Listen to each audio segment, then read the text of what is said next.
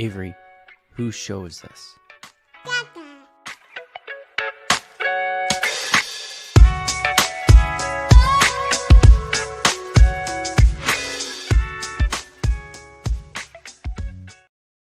And we're live. Welcome, everybody, here to the Lakers Lounge Podcast. I'm Anthony Irwin, Senior Lakers Insider, as well as lead Lakers content creator for Offside, joined on this fine Tuesday afternoon by Harrison Fagan of SB Nation. Right before we went live, I got to hear Harrison say, "Who the hell is John Keats?" And I think that's going to be the name of this episode. You're always just aiming to get the best SEO possible, you know? Yeah, I guess that's why you were my editor. Yeah. And like the combination worked the way that it did for SB Nation. I know people would always accuse you of coming up with like takes for engagement, and I was always like, no, I have to get him to make the take engaging. Otherwise, it would be like on Lord Byron and the Lakers 3-point defense. Sometimes sometimes the English major nerd takes over, and that's basically unfortunately was never when you were spell checking, but I guess like some of the history retained. Well, no, like because there's difference. There's a difference between like the English major who goes on to be like a 6th grade teacher, and then there's like the English major who goes on to start a podcast. Like those are two different types of people. And I am certainly the latter. But yeah, today on the show we're going to be talking about John Keats in a poem that he wrote back in like forever ago, called an ode to a nightingale, and why it's been fresh on the mind coming off of the Lakers' now snapped 9-game winning streak. Sam Amick of The Athletic then, kind of wrote about the Lakers becoming a legitimate contender. And within that article wrote about LeBron's future with the team. And that launched a whole bunch of hashtag discourse yesterday. So I was flying and traveling, and Southwest Airlines Wi-Fi sucks. So I wasn't able to partake in said hashtag discourse. So we will go ahead and talk about that a little bit. And then, Harrison, it's crazy. The Lakers have played 72 games already. They have only 10 games left this season before we dive headfirst into the playoffs. And with those 10 games, I think we should kind of set some goals and see what we're kind of looking for and what we would like to see before those playoffs start. In far too short a time. This season really kind of flew by. So maybe that's another thing that we could do, is just kind of like marvel at the fact that we've already arrived at 72 games. Maybe look back on the prior 72 before we look ahead to the final 10. So plenty of stuff that we're going to be talking about today. A quick reminder, please hit that like button. Please hit that subscribe button. Turn on those notifications, not just for the show, but also for YouTube, because if you turn on notifications for the show and not for YouTube, you aren't going to get the notifications. And then if you guys are listening to the show via podcast, please hit that subscribe button wherever it is that you get them, preferably on Odyssey, but wherever you get your podcast is perfectly fine with me. That's a personal choice. And, which podcast app you use is a personal choice, and I'm not here to judge what podcast habits that you have, except for you, Daman, listening to podcasts at like 5 times speed. That's just insanity. I think it's just 2. All right. So without any further ado, that's Shakespeare. But without any further ado, we will go ahead and dive into John Keats, who wrote a poem in like the 1800s or something like that, called Ode to a Nightingale. And I'll read the final like stanza, and then I'll summarize the poem, and I'll explain why it's been fresh on the mind. So, forlorn, the very word is like a bell to toll me back from thee to my soul self. Adieu, the fancy cannot cheat so well as she is famed to do. deceiving elf. Adieu, adieu, thy plaintive anthem fades, past near meadows, over the still stream, up the hillside, and now 'tis buried deep in the next valley glades. Was it a vision or a waking dream? Fled is that music. Do I wake or sleep? And essentially, like Is over the course of got minutes last night? Is that why this was on the mind? what's that? Is this because Adu got minutes last night? Is that why this was on the mind? Yeah, adieu, Theo, adieu, adieu. Yeah. Um, but yeah, so I was thinking about this. I think about it often. It's one of my favorite poems ever. And it's about, basically this guy's like lying in a glade and he dozes off. And after he wakes up, he's kind of like in the middle of, that halfway space between Yeah. napping and waking up, or falling asleep and napping. And he can't quite figure out, like, were the sounds that were coming through in his dreams reality, or is what we conceive as reality. And it's this thing that I find myself wondering a lot about. We are asleep for hopefully around a third of our lifetimes. Are those images that we see when our body is able to just kind of let loose our reality? Is that a reality that we would like to create for ourselves, and thus more real than reality? And like, the reason that this all kind of came up again for me was because over the course of that 9-game winning streak, the question that we kept on asking is like, is this real? Is this some kind of is this some kind of crazy dream that we're on? Like, what is happening? This team is finally playing exactly the way that we have kind of hoped that they would play. LeBron accepts and thrives in the role that we would hope that he would accept and thrive in. Austin, takes another step forward and becomes good enough as a second option to allow LeBron to step into that third spot that he did. And then Luka became a freaking MVP who stopped yelling at referees and started playing defense. And that's where I keep on thinking about this poem. And it's funny, when I first read this poem, it was, in college, and it was right around the time that the movie Inception came out. And it was just like crazy, the timing of that, right? Because the end of the movie is that top spinning, and you're like, is it Actually going to never seen topple it. over? Really? Oh my God. It's one Yeah. of my favorite movies of all time. But at the end of I'm not going to dive too deep then into Inception, I'm but familiar enough with pop culture to know the basic premise of how it ends. Yeah. So like you kind of like diving in and out of dreams and what is real and what is this and what is that. And at the very end of it, this top is spinning that calls into question, wait, was what I just saw a dream? Was what I just saw a character's reality? Is that, where are we? Are we stuck in a dream state as we exit that movie world, that movie's universe? And yeah, I present the question to you again, Harrison. Like, do we wake? Did we just wake up from a dream and fall back into reality now that the streak is snapped? Or was what we just saw a new reality?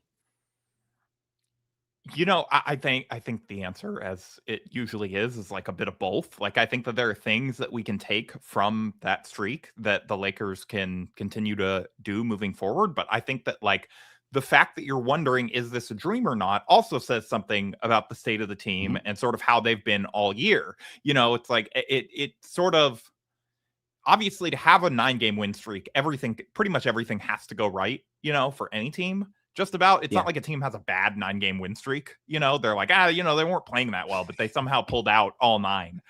Like a lot of things. So that's the case for everything. That's not a team. That's not to dismiss what the Lakers did, but it is also telling of, they had to get, Luka was on his best behavior. Austin was shooting the lights out from everywhere. LeBron and DeAndre Ayton, I think, almost go into the same category here of like both guys completely committing to the role that the team actually needs them to play if they're going to win. And sort of all of that stuff coalescing at once. Obviously, it would be great if that happened all the time, but for most teams, you don't get guys. These guys are not robots. They aren't doing exactly the perfect thing that you want them to do every single time. And, like, there's part of having a long season that somehow there's only 10 games left in is that, there's going to be times where guys' focus lapses. And there's going to be times where guys miss games like Marcus Smart and Rui last night, and you're just not going to have your full complement. And like the Lakers, I don't know if this stood out to you from last night's game, but how much different the Lakers look when Marcus Smart is just not available at all was sort of stark to me. And it does highlight like how little margin for error this team has if they're going to do the things that sort of the top end talent would suggest that they can do competition wise in the playoffs. Yeah, it hammers home that they can't let Smart walk this offseason. And also they probably need to bring in another Marcus Smart type player to You can't. There's only one Marcus Smart, Anthony. There's no there's not a single other one in the league. If you it's it's like if they built the whole plane out of the security box, it's like if they built the whole plane out of Marcus Smart, it's like we're never going to find out because that would be impossible. You can't get that much of the material. That's true. That's true. But yeah, I think it all kind of comes down to habits to me, and whether the Lakers have enough time to hammer home the habits that they formed over the course of this 9-game winning streak, so that when the chips are down, they don't fall right back into the habits that make them a worse basketball team, meaning LeBron becomes, a ball stopper. Luka becomes too much of a ball stopper.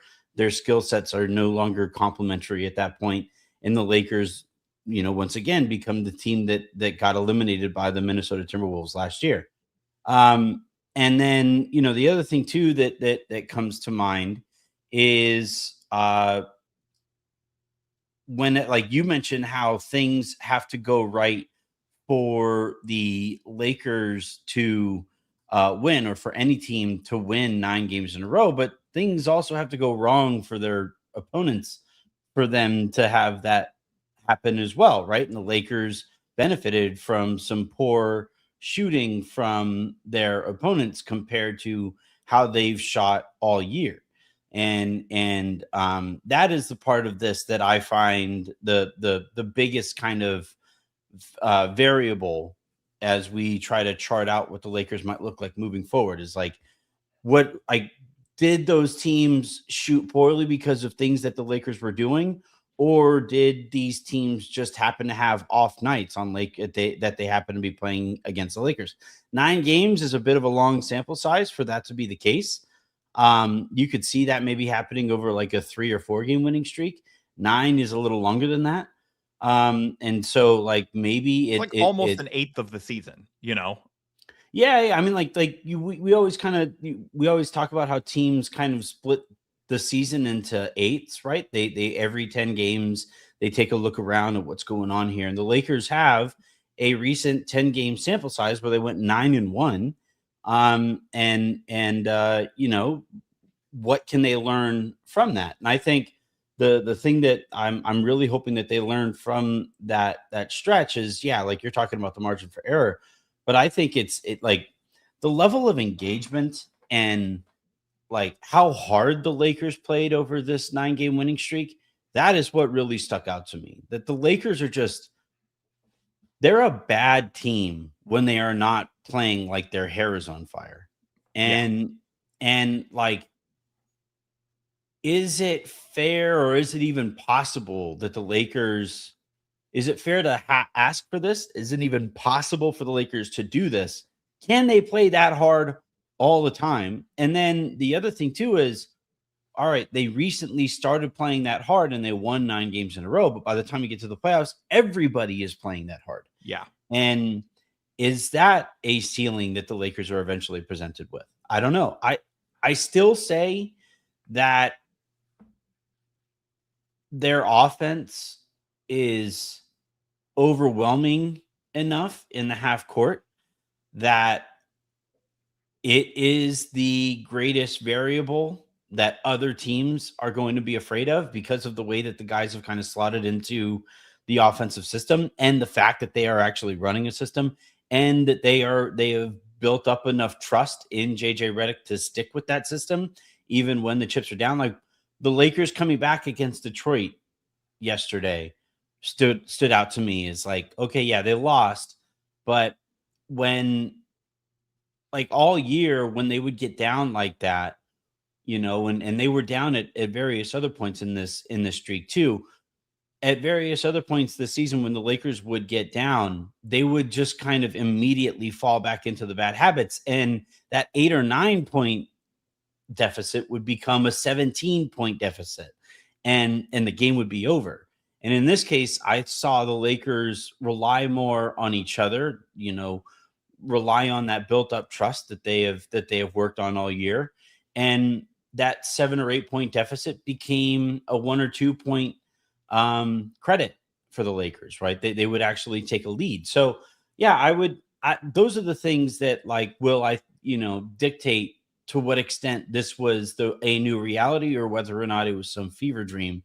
And that's where like, and we'll talk about the final 10 games here in a second, but that's where like I find myself most intrigued by sports, is when they kind of pick at these themes that we're presented. Like, here's how I'd put this. Every girl has had a guy like come into their life, or every guy has had a girl come into their life that like you find yourself saying like, man, if they could just figure that one thing out, they would be perfect, you know? And yeah, Jen, I know that I I'm the was gonna say, I guy. got some bad news for you about who that guy in Jen's life Yeah, is. no, I'm the guy. I'm the guy. And it's like I would imagine at various points over Jen's life, she'd be like, man, if he could just do this one thing better, right? Or at least work on this one thing, he has the potential to be this, right? And plenty of other girls before Jen have probably felt that way as well. And eventually Oh, it's just plenty like of you other hope. girls. Okay, I Oh yeah, didn't realize totally. we were. Yeah, you know me, Mr. Player. But like, um, I like, eventually Jen stuck with me long enough and stayed after me long enough and called me out when she saw bad habits popping up again frequently enough that now she isn't worried about me backsliding, and we just get to enjoy each other being the best version of ourselves for each other. Jen never really had much to work on in comparison to me, so I've always just been kind of fortunate enough to stick in that spot. But now we just get to enjoy this, and this is how we just are going to spend the rest of our lives together, hopefully. And that's what I'm kind of hoping for from the Lakers these last 10 games or so. And eventually when we get into the playoffs, it's like all year, it was very clear. Hey man, if the Lakers just played hard enough, we could see what this team could possibly be. If this team just flew around and committed to defense and was fully engaged all the time on defense, then this is what they could possibly be. And here's hoping that, yeah, like we do get to just enjoy this for the rest of the season and then deal with the offseason whenever it comes. Yeah, I mean, I think that the effort point and the focus and commitment to doing the things that you know you need to do to make you great is like an important one, because I know that there's every year around the playoffs, there's sort of like there's almost always one sort of fake try hard team that it's like they assembled the good regular season record. It's like the Kings of a couple of years ago, the like the beam team, where they Yeah. assembled the regular season record by doing everything sort of perfect night in, night out. They're playing harder than the other team. They took every single game seriously. And then it's like, you can't do that in the playoffs because every team is taking every game seriously.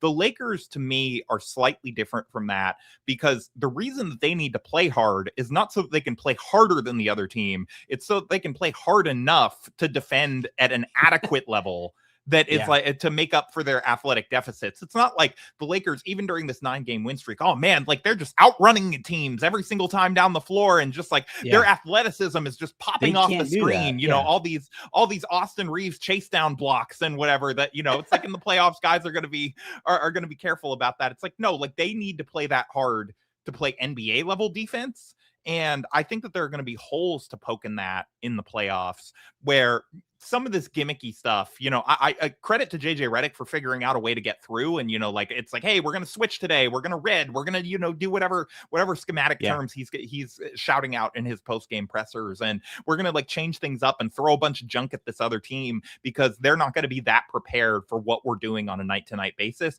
Some of that advantage is going to be mitigated in the playoffs. But if the Lakers continue to execute it this hard and with this much enthusiasm, then I think that some of that can carry over. They're not going to be this effective as they were in the 9-game win streak during against probably any playoff level defense, but they're also probably going to be a better offense because they're going to be game planning, every single weak point that team has that they can possibly attack and be focused on that. And so to me, those things can potentially balance out a little bit.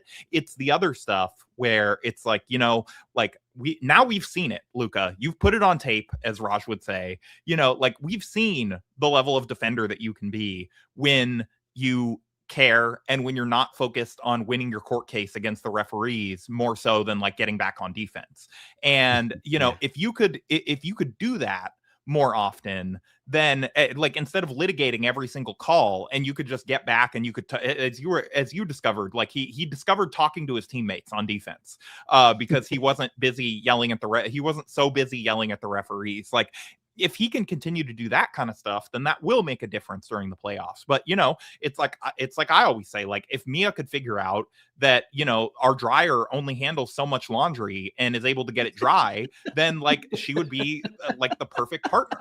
But she just, again, today I was out there having to run it for another cycle because she just decided, like, I want to try and get this done faster before she left. Sometimes it's the dryer's fault. I'm just going to say sometimes it's the dryer's fault. Like, that's what she always don't quite work anymore. Yeah.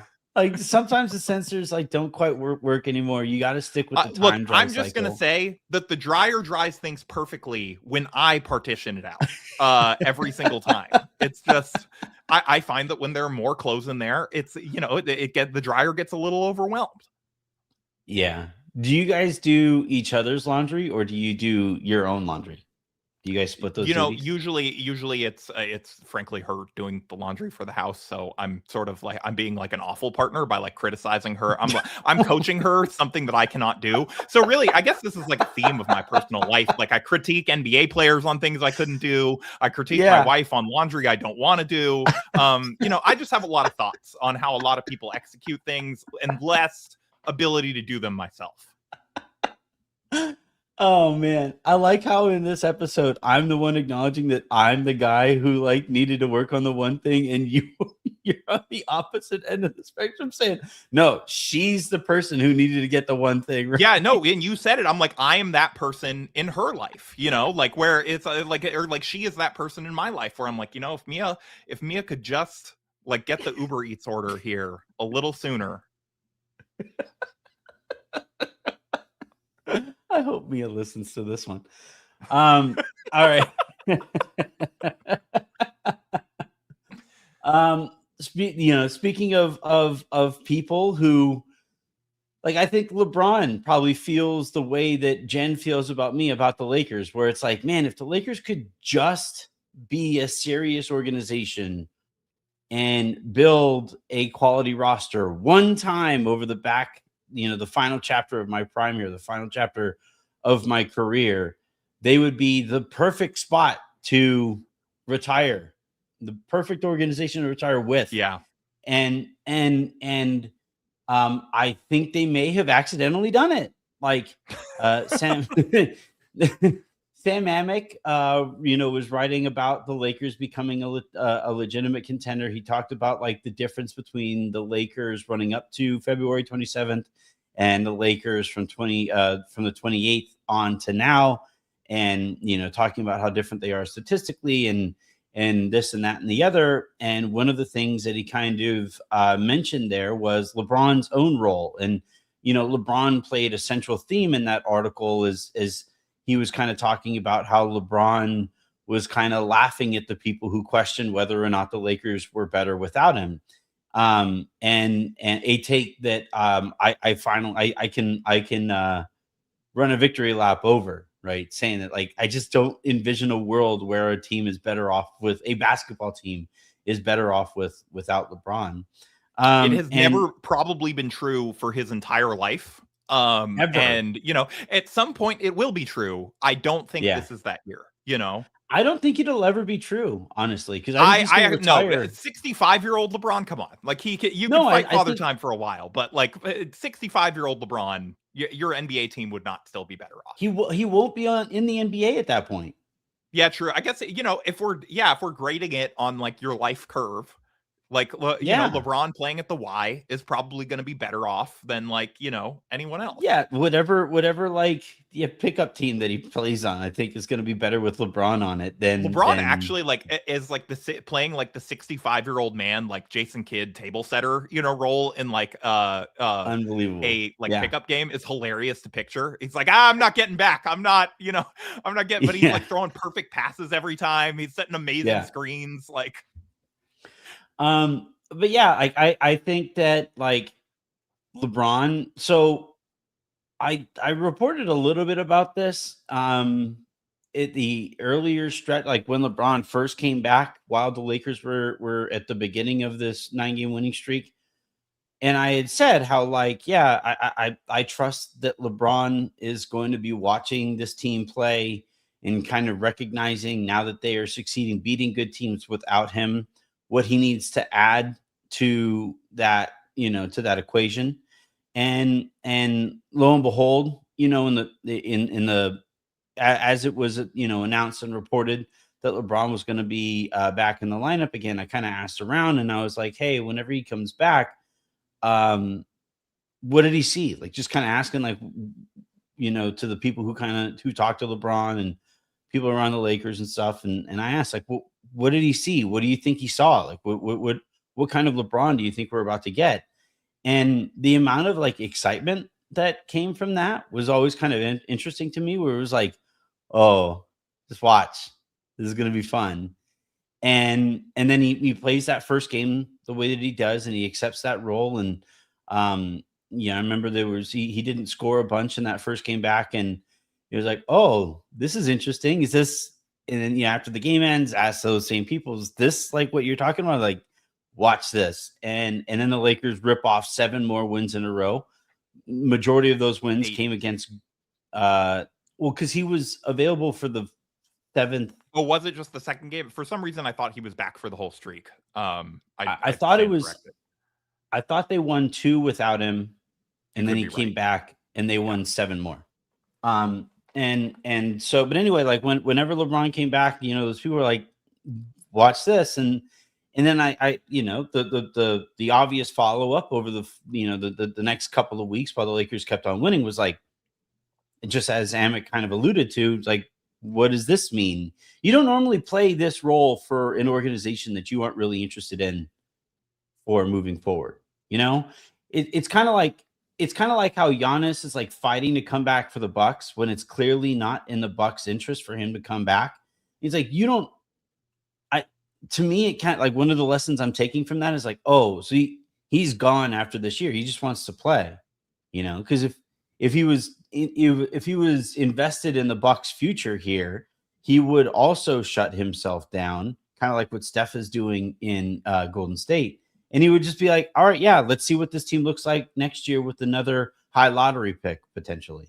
I feel like that's less of that to me and more of just like his personality of like, I want to go out there and play really hard. And like, that's how he plays every game. Like, I'm not surprised that to him, like the idea of shutting it down to tank is sort of like disgusting. Even if I'm sure he can understand the strategic value in it, but there's like a moral component of like, no, I'm not doing that. Like, that's not what I'm about. Yeah. And to your point, like Max Crosby, right before the Raiders traded him to Baltimore, like the reason he asked for a trade in the first place was because he didn't like being shut down so that the Raiders could get the top pick in the NFL draft. So those guys at that level of athleticism are wired that way. So that makes sense. I think it's multiple factors. I don't think he's been all that invested in the Bucks this year. I don't think I certainly don't think he's very invested in their future moving forward. What do you mean, Anthony? He just gave another interview saying that he never said he didn't not want to leave the Bucks, Exactly. Yeah. So yeah. Stop asking me if I want to leave. I want to not leave. Maybe. So one, and I just feel so bad because there's like a section of Bucks fans who were like, see, he said the thing. And it's like, Yeah. said what?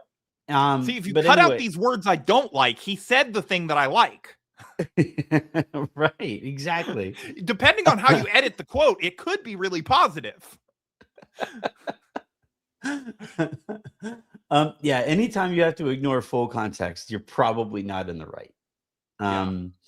But so yeah, like Amick. So what? One thing that I found interesting from Amick's piece that was missing from Amick's piece was, because we know he's very plugged into the Lakers and with Genie Bus specifically. Like I was surprised that there was no addition to his reporting about LeBron's future. That was like, yeah, the Lakers would love to have this version of LeBron back, and that really stuck out to me. I think that's actually a fair thing to wonder about. I do wonder if, just from a logistics perspective, at this time of the year, the Lakers are fairly hey, we're just not going to talk about free agency and whatever this stuff because we don't want it to be taken the wrong way. We don't want some leak to come across as bad. We just we don't want to create any, whatever the opposite of bulletin board material is, for your own team. We don't want to create any drama or whatever. And so we just are not going to be talking openly with reporters one way or the other about this. I think in the context of the thing that you've noted all year, and I think been really sharp about, is, that Rob never saying we want LeBron back. It's it's always the passive aggressive, yeah, sure. LeBron can do what he wants. And it's that wasn't the question. I understand that you could say you're being deferential to LeBron while also saying we would love it if he was back, without making him. That's all it takes. It's just we would like LeBron. This. We like LeBron. Of course, we would want him to say if that's what he wants. And there's easy pathways around that where you're not pressuring him to come back. But I do wonder if at this point in the year, they're just not trying to get involved and create, free agency drama that then is first take fodder of the Lakers really want LeBron back. What does LeBron's camp have to say about it? Coming up next on Rich Paul and Max Kellerman. Are you trying to avoid the domino effect of, that? That'd be kind of galaxy brainy though. Right. Again, all you need to say is that would feel very 4D chess when the game that people are playing is checkers. All you need to do is all you need to say is yeah, we want this guy back. Sam Amick texts Genie, at that point, hey, what is Amick writing? Sources say the Lakers like LeBron. Sources say the Lakers think LeBron is good. But then again, can that be twisted into passive aggressive where it's the Lakers would love to bring back this version of LeBron, not that loser who was playing earlier this year. If LeBron's willing to get in line and sublimate his ego, the Lakers are willing to bring that guy back. That is fair.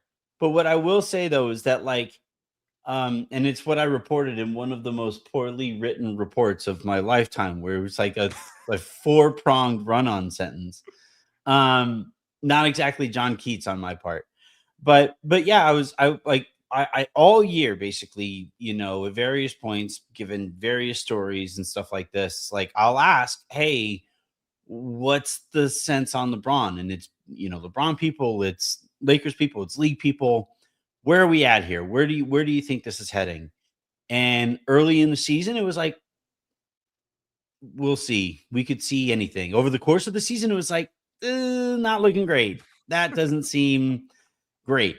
And then, with the way that the Lakers are playing right now, and we've seen, did you see LeBron's reaction to Luke Kennard's game winner?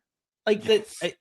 It was just the Orlando Magic. No offense to the Orlando Magic, but that was one of 82, one of 1,612 in a row that LeBron had played to that, or games that he has played over the course of his season or his career, and it's the vibes are different. And I'm not saying that LeBron. Can I just say that this is why I was never that worried about LeBron coming around, is because of stuff like this. He was always There's going so to, if they much had any time. modicum of success, talk himself into the idea of like, you know what, it doesn't matter like how I normally play, you know, whatever. Like, I want to win. I want, like, we have another shot to take our shot in the postseason. We have a puncher's chance. Like, I'm going to do whatever I need to do to get us over that finish line. Yeah. And I think it's a real credit to him that he identified this role for himself, and B, again, has really devoted himself to being the best that he can possibly be in this role. And look, I'm not going to sit here and get aggregated saying that like sources say LeBron will be back next year, but Listeners, cut just that part. Great. But what I will say though is that like I do think that there is more momentum now towards that possibility than there's been all year. And I think a lot of these interested parties are very open to it, starting with Luka. I think he really likes playing with this version of LeBron. I think Who wouldn't? LeBron, yeah, well, I think LeBron and Austin really enjoy playing together. Like we just saw Austin on LeBron's podcast. I think that is not nothing as well. Like Austin doesn't do it really podcasts. does seem like those two like each other like a lot. Like, and it makes sense. They've been around each other like a lot of years now, but like, you know, it's like every clip you see of the two of them interacting, like it does seem like LeBron has like an extreme real fondness for Austin and like does really appreciate and enjoy him. Yeah, and I mean, you have Luka picking up golf. You have LeBron obviously picking up golf. Austin is maybe the best or second best golfer in the league, you know, so you know that they have the video of LeBron commonality. avoiding the alligator was very funny, by the way, on the Magic trip. Could you imagine Lakers season derailed by alligator attack? Like, I think you have to the league made the Cavs change their court because Luka almost got hurt. I think if LeBron gets bit by an alligator, the Magic are just relocated. Like, I think you it's know, just open season on alligators at that point. Like NBA declares war on alligators. We're like, no, we're gonna get them extinct. We can't let this happen again. Alligators survived the asteroid that killed the dinosaurs, but they will not survive taking out LeBron. LeBron releases a signature with the skin of the alligator that bit him. Did you ever see what happened to the alligator that got Chubbs? Take note, everybody. Yeah, exactly.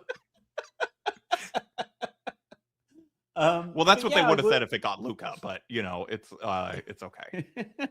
What do you think? Oh my god! What do you think? Just like it got me like, it's like, nope, come back. But yeah, what do you like? I don't know. I don't want to ask like the super cliche first takey question. What does this mean for the future with the Lakers? But also, what does this mean for the future with the Lakers? Like, can LeBron talk survive this? Are you linking the things that I am linking, or at least seeing that it fits to link a lot of these things?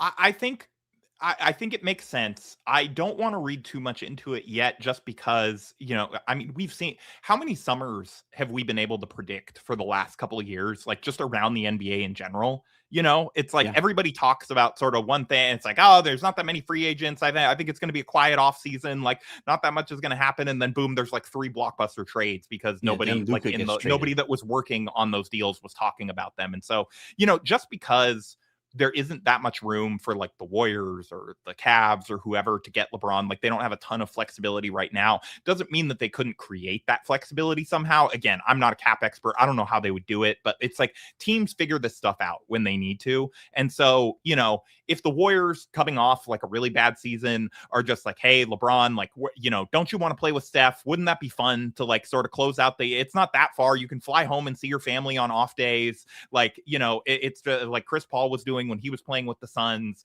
It's, you know, like this could be great. And this could be like a bookend. You two could like one last hurrah for the old guys and they could sell him on that. But again, like right now, the cap space is not out there to make him a lucrative offer from any other team really but the Lakers that he would want to go to. And so like I don't think he's going to go be like I want to play for Danny Ainge in Utah. Like that seems like really where I want to end my career. Because they got JJJ. So like the Lakers can offer him the most if they choose to and want to do that probably. And right now you're seeing how exactly that could fit and crucially I think how that would make life easy on LeBron. Like if he wants to play longer, this is sort of the perfect team to allow him to do that if that is actually how he wants to play and if that's what he wants to do. And, you're seeing it in action right now. Right now, LeBron is making the sales pitch to himself in real time of like, here's how many easy baskets I can get on cuts. And here's how I can take advantage of all this defensive attention on these other two guys that, in Austin's case would have been an all-star, like had he not had the ill-timed injury.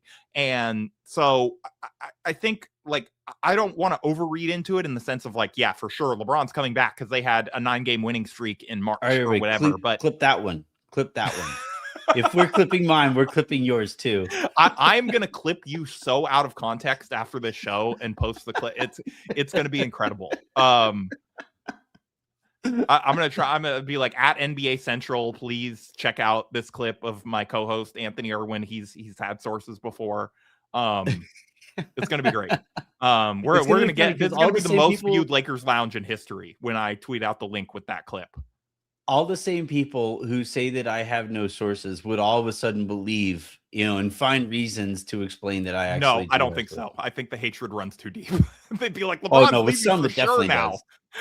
Well, like I think I'm probably partially responsible for that because as soon as I see that, I just block those people. So like those people like don't get an opportunity now to like come around to me, I guess. But yeah, no,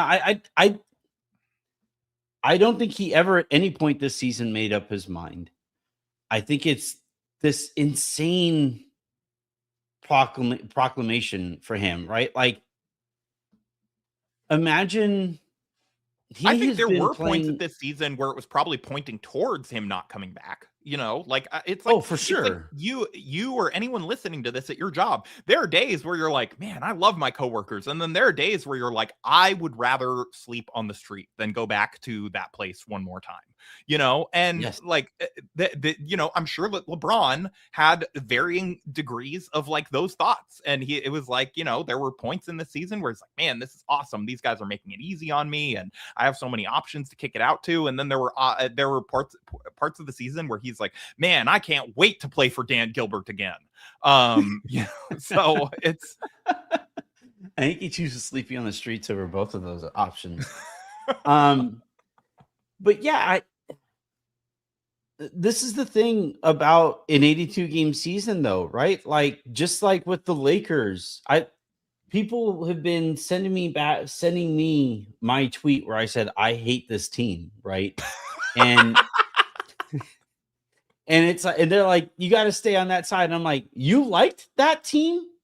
You're telling me you, a real human being on the other side of this conversation, are telling me that when the Lakers had lost 3 in a row coming out of a trade deadline that they did almost nothing, right? They traded for Luke Kennard.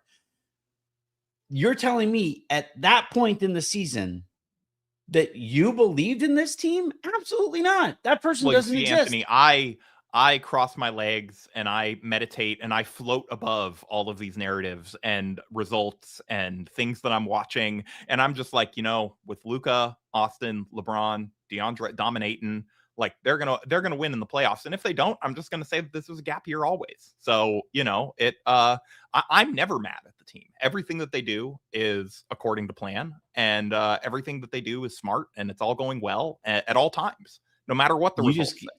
You just gave me real insight into what it would be like if I had Rob on the show. And I didn't like that.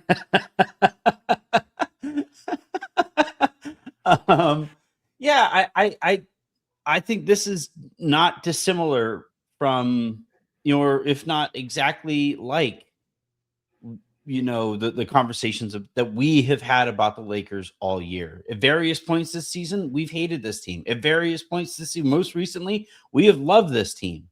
And Anthony, there were points where I on was like, I know I have the podcast, but do I need to watch all these games? Like, I have League Pass. I could be watching another team. Like I really do. I want to do this to myself tonight. I second screen the Lakers on occasion, right? If there's a better game out there, I'll have them up on the on another spot, and Well, not and all of us have like a 10 TV setup in their Texas mansions like you do. Well, it required moving to Texas to be able to have that. So trade-offs.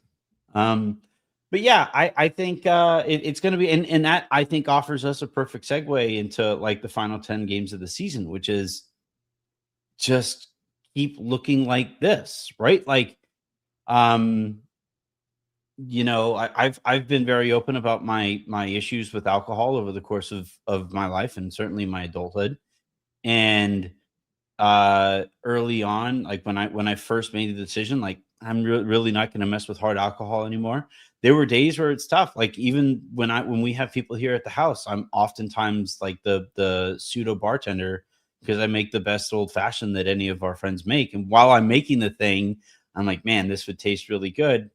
And then in the end, like, after years of focusing on breaking those original bad habits and building new good ones, now it's very easy to just be like, no, that's you got that one. You guys take whatever shots you want. I'm just going to stick with wine. I'm good over here. And that's what I'm hoping for here with these Lakers is like, yeah, in those moments that, the other team goes on a 10-2 run or an 8-0 run or something like that, and things aren't looking great, it's really easy for Luka to just kind of dive back into hero ball. It's really easy for LeBron to do the same. And it's really easy for Austin to just kind of go and stand in the corner while the two of the best basketball players, maybe the two best basketball players he's ever played with, will just, handle their thing. And no, like sticking with those habits, running those sets, playing hard defense, getting out in transition when you get stops, like continue with these habits, keep cementing these habits over these final 10 games so that you have enough data stored up that indicate like, this is how we are good, not this, and that's what the final 10 games mean for me. Where are you at? I am gonna take this opportunity to play your role of being the Eeyore here a little bit, and there's something that I've been sort of waiting for most of the show to bring up. Since you talked about what do we need to see over the last 10 games to go, and like the concern that I have is it does seem like Luka no longer cares about getting that 16th technical, and might be okay with it because putting the Magic stuff to the side, or the Goga stuff to the side specifically. Yeah. Because obviously, like, if Luka had wanted to fight him over that, like, I would be like, yeah, that's fine. Like, I understand. Like, if Goga actually said what Luka and everyone is saying that he said, like, it's like, hey, there's lines, and there are lines that you shouldn't cross in an NBA game. And it's a regular season game. And if you get suspended over that, I can't really judge you because I would probably crash out over the same thing. Yeah. But especially from like, Luka Doncic, and that's Goga Badatse. Yeah. Like it's one thing if it was like, I don't know. I mean, if somebody says I'll fuck your whole family, like, I don't know that there's really a player where I'd be like, that's fine. That's just within bounds, like normal trash talk. Like, that's just Draymond being Draymond, Well, that's how he answers the phone, Draymond.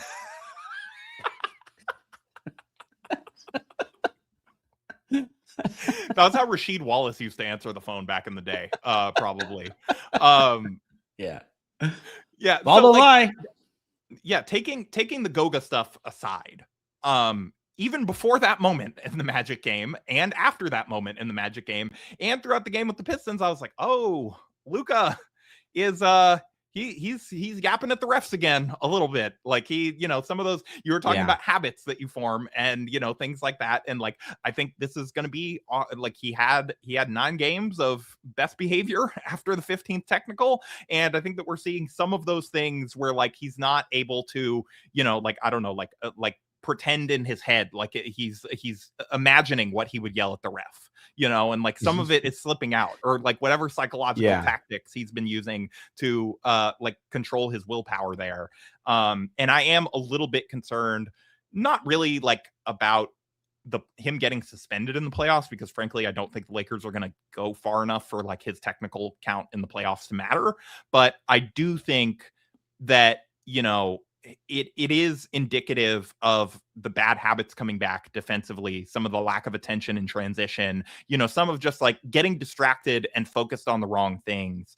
Again, the refs, I saw one of your comment, Brandon Omang made a point about like, Detroit getting away with a lot of contact and OKC getting away with a lot of contact. Like, there's nothing that I understand that, and I understand why it would be frustrating, but there is nothing that yelling at the referee is going to do to change that. You're not going to change their mind. You're not going to change the way that they call the game. Decided that's how they're calling that game. Yeah. Like, if anything, you're just, as you and I have talked about all year, you are just biasing them against you.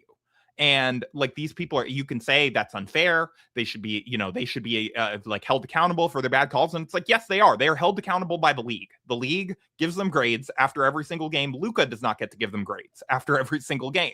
And like, just like the referees do not get to decide like what his paycheck is that night about how well he played or whatever, and so I just would like to see him going back closer to like. Oh, that's weird. I got so animated. My mic just turned off. Yeah, go ahead. You're good. Yeah, the servers cut out. Luka found out you were talking about his mom, and he was like, "I was not talking about Luka's mom, to be clear."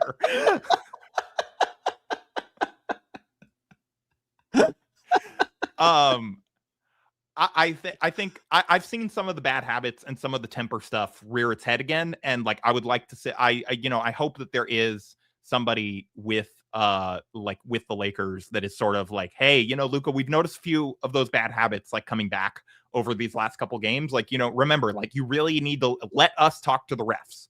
You need to focus on helping your teammates and using your incredible defensive IQ to let them know where stuff is, or your incredible basketball IQ to let them know defensively where stuff is coming from. Like, get with LeBron, like, help him communicate and like captain this defense. We really need you for that, and let us talk to the referees. Yeah, I think I don't think it's a coincidence that he had one of his uglier games in that regard when Marcus wasn't there. Like, I really think Marcus is the guy who keeps guys in line. I think he's so vital to the Lakers true. culture. Yeah.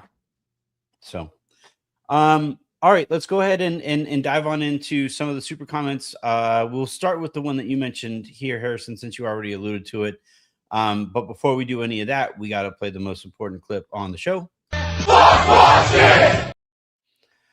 It's so funny to have John Keats and Fuck Boston in the same episode. I'm really proud of that. That clip was actually Celtics fans reacting to Tatum's game on Sunday. I honestly checked out for a lot of this weekend, unless like it was Lakers stuff. What happened there? He was pretty bad, and now the questions that we all knew would come eventually. There was a little bit of the like, hey, is he kind of messing up this ball movement stuff that we were doing?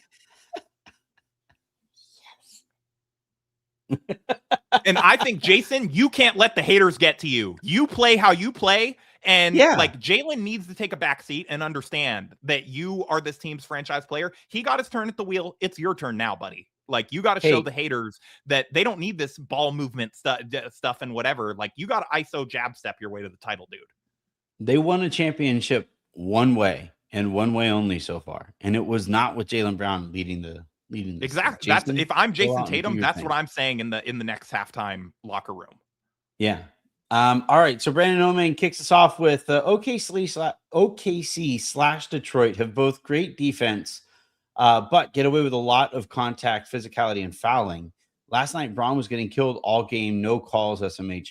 So in the offside chat yesterday, somebody made an interesting point, Harrison, and it's that like grittier cities teams get away with more than like glamorized cities. What do you think about that? I kind of like it. I feel like the I Lakers actually am okay with like a little bit of like an exchange rate of like, Luca, you get half the year in sunshine. So like, like the Pistons get to hit you a little bit,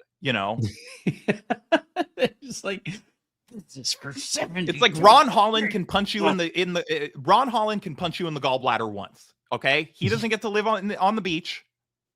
Like, they technically have a beach there, right? In Detroit with the Great Lake. They're closest does to. a lake count as a beach? That's not a real beach. I feel like Great Lakes are a little different than most lake beaches. Like I've seen people I've seen people like surfing and body surfing like in Great Lake like churned up water. It's really, really rare, but I've seen it. My coastal elite is showing, but it can't be that great without 75 degrees and sunshine. But you can get that there though. Like, well, it's just now. like three days out of the year. Like, exactly. So I think Ron Holland, as recompense to that, like beef stew. I know he didn't play last night, but beef stew is allowed one fight a year because of that. I think that's just fair.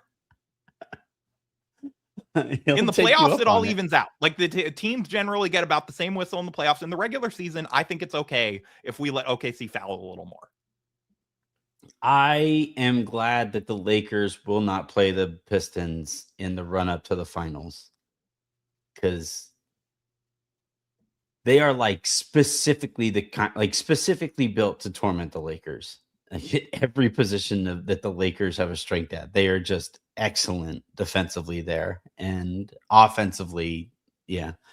All right, but no, I will say this though about the Lakers getting a different whistle from some of these teams aside from the markets. It just kind of starts with how you start a season. I think, like, where if you basically, like, right from the beginning of the season, play hyper physical defense and then freak out anytime a foul is called, eventually the referees just kind of accept that that's how you're playing defense. But at this point in the season, you can't just like start playing that way and get those calls now from the league. So, or from refs. And unfortunately for the Lakers, they haven't always played that way. So I did think that they had, like, there were some fouls that were called on the Lakers. I was like the Russell Westbrook. That's Marcus Smart not being out there. Yes. Marcus Smart can do that. The refs like have a long history with him. He gets a longer leash. Well, that's, I mean, I really think that's part of the value in Marcus there. Like Caruso gets that whistle now, where like you watch Caruso and it's just like, dude, that was 4 fouls. But that's just how it goes. Brandon Omeng also writes, I'm good on Jake. Obvious playoff dropper. Don't trust him come the offs. Also, why wasn't Vando in over Jake for that defensive possession? Jake was silly for jumping. I do think we are hitting the point of diminishing returns on Jake. He is young, a lot younger than I think most people think he is. He's 22, right? Yeah, like I still think that he's very much not a finished product at this point, and that is going to lead to some kind of down stretches. He's also the only guy on this team who hasn't sat a game this year, and I think he's genuinely exhausted. And I think that's something that should be taken into account and maybe addressed. And then I also think, just like as a basketball player, like his hesitance at times to shoot, or his just inability to knock down open shots, is something that really concerns me. I do think that like defensive, like we've seen JJ put together cool offensive lineups for the final possession, right? Just like most notably, or most recently, the one that was playing against Orlando when Kennard gets open. But I think sometimes he should also be doing that on defense, and he doesn't on final possessions. And that's something that I would like to see him grow with. But what do you think about like it's hard to ask too much of a guy who's making $6 million this year? Like, the Lakers need a better player in that spot next year. I understand the frustration with Jake. And like the obvious, the obvious signs of like tired legs and like people who, again, the grass is always going to be greener on the other side. And so I totally understand Especially Brandon like injuries. wanting to give Vando a look because Vando's not in there fucking up right now and like Right. messing things up. But it's like if they give Vando those minutes, then he's going to make different mistakes and we're going to get tired of him and be like, where was Jake LaRavia? And so I think the reality is like these guys are just, they're role players. And like this is Right. not a team perfectly designed to, hide their weaknesses and augment their strengths and whatever. And so both of these guys are sort of like a little bit square peg round hole in a lot of lineups. And, it's like they have some utility. Jake has obviously been an incredible innings eater to play every single game and like give the Lakers NBA caliber minutes for most of those times. But yeah, like he has his flaws. Like he can't hit a shot. And, I think that he is not the type of guy where I'm sitting there and I'm like, oh man, I completely trust him in the playoffs defensively yet because we just don't know. And so, I can understand why people would want to see Vando just because of like some of the athleticism and hustle and like sort of like diving for loose balls types of stuff that he brings and the injection of energy and fight and physicality. But I also think, again, like if JJ is like, we've seen this movie before, we know where it ends. I can't really fault him for that because I think that we sort of know like where the Vando road leads. And it's, if you need him to play a major role for your team is going to have a very low ceiling. Yeah, I think this isn't necessarily even a conversation about Vando versus Jake. It's like this is where because I every single time that the Lakers win, especially recently, it's like, when are you going to apologize to Rob? When are you going to apologize to Rob? When are you going to apologize to Rob? It's like stay on that side, but listen, also say you're sorry. yeah, For being on that side. We're also like we're having a conversation right now about Jake LaRavia and Jared Vanderbilt.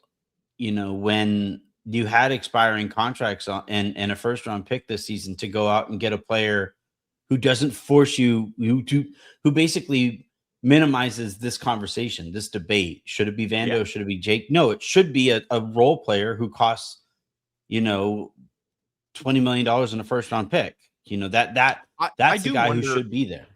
I do wonder if some of this gets mitigated if Maxey can play more minutes in the playoffs. It does seem like they're trying really hard to manage him through the season so that he will be available and as healthy as possible when it gets to the postseason. And, I do think that he is a guy that is a playoff riser. And like we've seen that at times. And if he can play, like he's the exact kind of guy that his game does translate very well to the playoffs and to, the 16 game grind. And so I am curious, like if they can get him healthy, like to the postseason, how much does this sort of become a moot point because you're getting more minutes from him in these scenarios? Again, like to the people who were saying to me, like not disagreeing, but to the same people who were saying to me, like, when are you going to apologize to Rob? When are you going to give him his credit for the season that he had? We're sitting here hoping that Maxi Kleba is healthy for the playoffs. You can't judge this team till Maxey's healthy for right, the playoffs. Like a team with Luka Doncic playing MVP level basketball, a team with LeBron James just being supremely overqualified and accepting that role regardless, and with Austin ascending at the crazy contract number that he's at, we're sitting here hoping that Maxi Kleba stays healthy for a playoffs. It's like, it's like they had the stuff to go out and get a guy and they didn't, and that's why I'm never going to be like, yeah, Rob killed it this year. I don't think he did. I just keep going back to the analogy that I made earlier this year about this team of like, they remind me of a video game boss fight where like I'm playing Expedition 33 right now. And it's like, you're facing these gigantic enemies at times that like you have to fight. And it's really intimidating. It's like, how would you ever beat them? And then they have a glowing weak spot.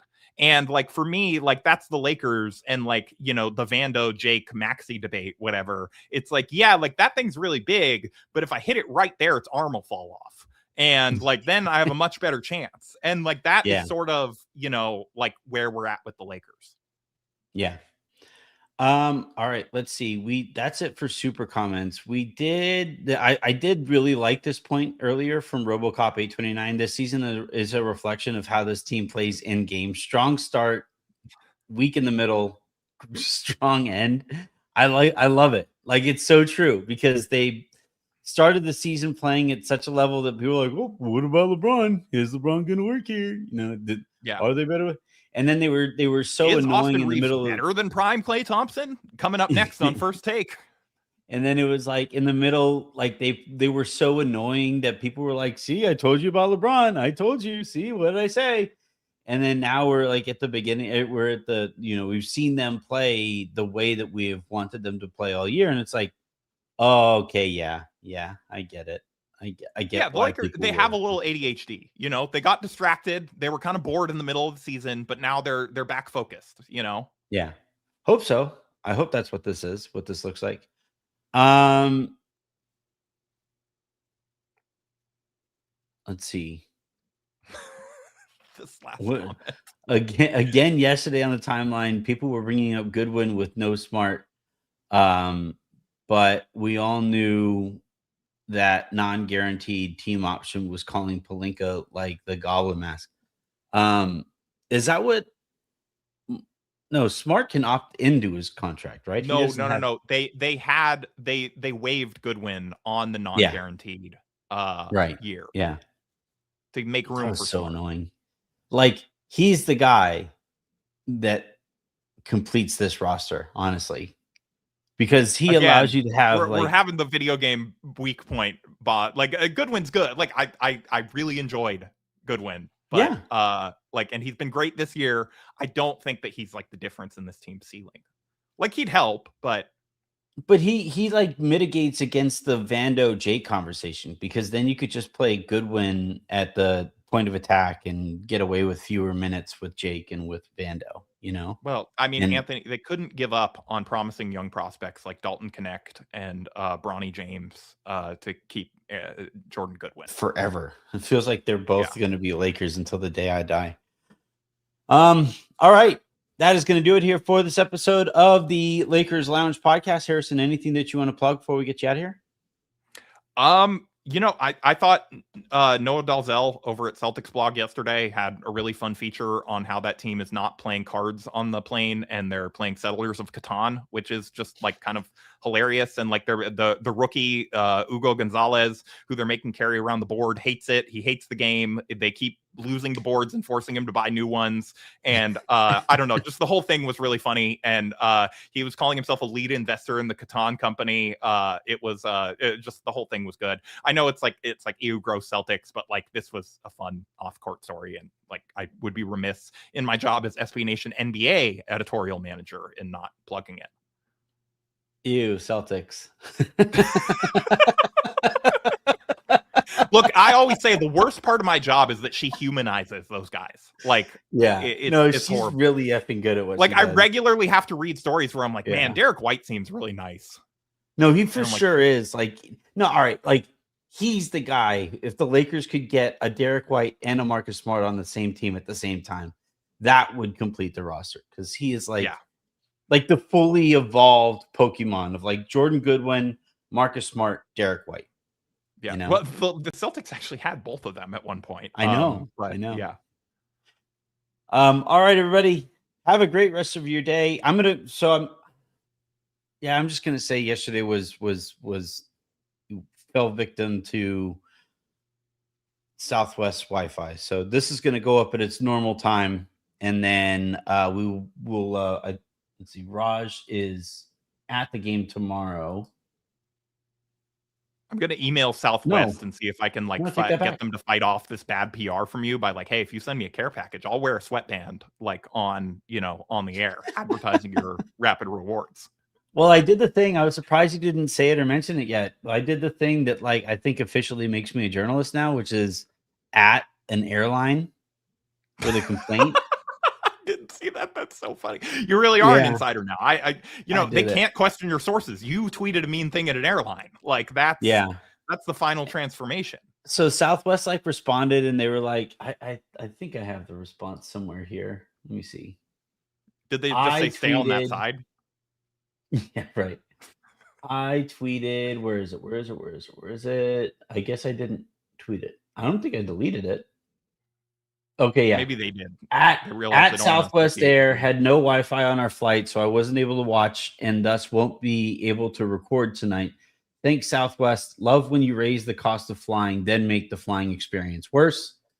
They replied We're sorry you weren't able to take advantage of in-flight Wi-Fi on this occasion, Anthony. Providing a positive customer experience is very important to us, and we appreciate you sharing your feedback about the service. We hope to welcome you on board again soon and create more pleasant memories next time. Amanda. I think they added the Amanda part at, just so that like nobody would say it's AI. No, I think that they actually do have agents responding to a lot of this stuff, and like they sign it so that somebody knows like which person replied. Yeah. Well, here's what I'll say. At the very least, if you would have offered like a free drink ticket, I'd be like, all right, maybe I'll go on a flight to turn in that free drink ticket. But like Jen and I have already They been don't have talking free about drinks. no, like a free alcoholic drink.